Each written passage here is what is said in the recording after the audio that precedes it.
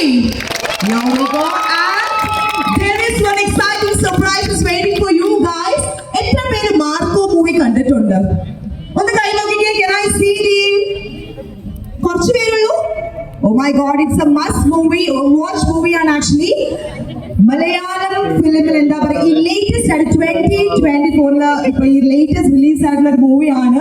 And this is actually directed by Haneef Adeni and produced by Cubes entertainments and Unni Mukundan films. Oh my God, ഇതിൽ വേറൊരു ഇരട്ടി മധുരം എന്ന് പറയാനുള്ളത്, ഈ മൂവിയിൽ ആക്ച്വലി നമുക്ക് ഏവർക്കും ഇഷ്ടപ്പെട്ട, നമുക്ക് ഇത്രയും നാളായിട്ടും ഒരു ലെജൻഡ് ആക്ടർ എന്ന് പറയുന്ന ഒരാളുണ്ട് അല്ലെ, Thilakan sir.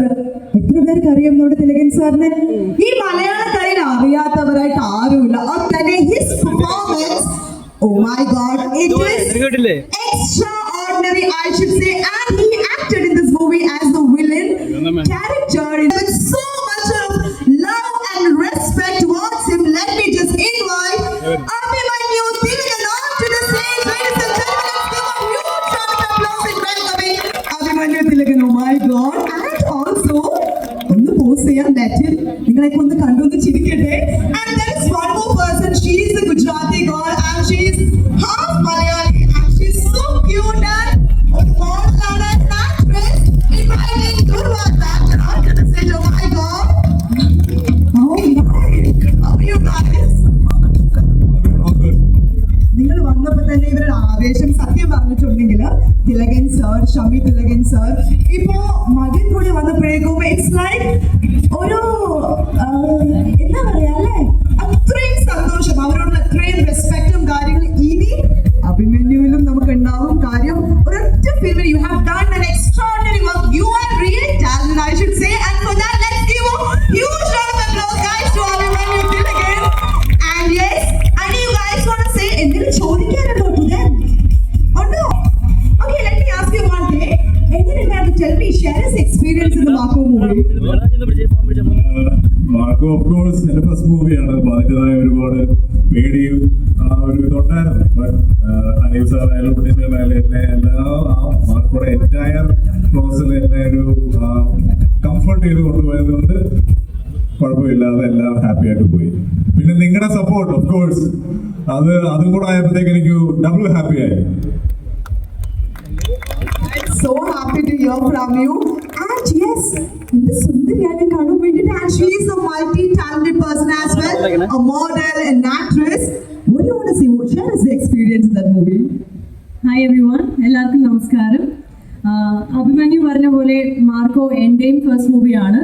So I was nervous plus excited, but the set was amazing. Unni Chetan, Hanif sir, ഞങ്ങളുടെ producer, amazing experience ആയിരുന്നു. അപ്പോൾ അങ്ങനെ പഠിച്ചു വന്നു and this is where we are now and the movie is running successfully. Thank you.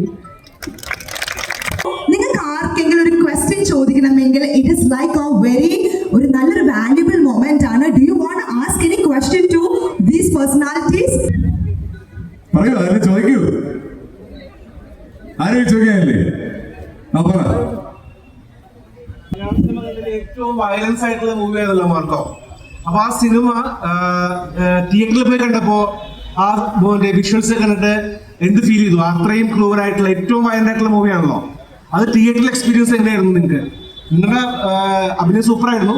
എങ്ങനെയായിരുന്നു നിങ്ങളുടെ തിയേറ്ററിലെ experience? Over to you.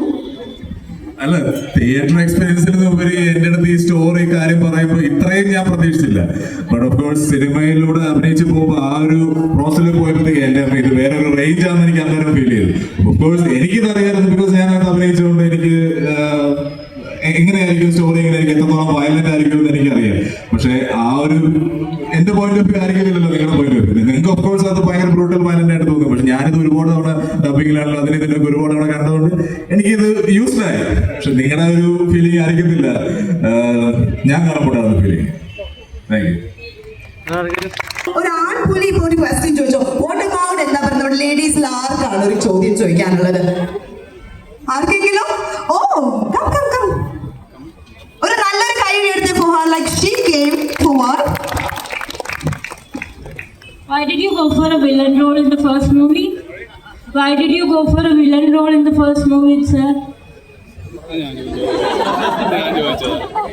എനിക്കൊരു നല്ലൊരു എൻട്രി വേണമെന്ന് മാത്രമേ എനിക്ക് ആഗ്രഹം ഉണ്ടായിരുന്നുള്ളൂ. അപ്പൊ അതിപ്പോ വില്ലനാണെങ്കിലും ഹീറോ ആണെങ്കിലും ശരി, എനിക്ക് നിങ്ങളുടെ മുമ്പിൽ ആ ഒരു ക്യാരക്ടറിനെ ചെയ്ത് നിങ്ങളുടെയൊക്കെ മനസ്സിൽ ഇപ്പൊ ഞാൻ ചെയ്ത റോൾ നിങ്ങളെല്ലാരും വെറുത്തിട്ടുണ്ട്. നിങ്ങളെ മാക്സിമം വെറുപ്പിച്ച് നിങ്ങളുടെ മനസ്സിൽ അവനെ കിട്ടിയിരുന്നെങ്കിൽ നശിപ്പിച്ച് കളയാൻ എന്നൊരു ഫീലിംഗ് നിങ്ങൾക്ക് വന്നിരുന്നു.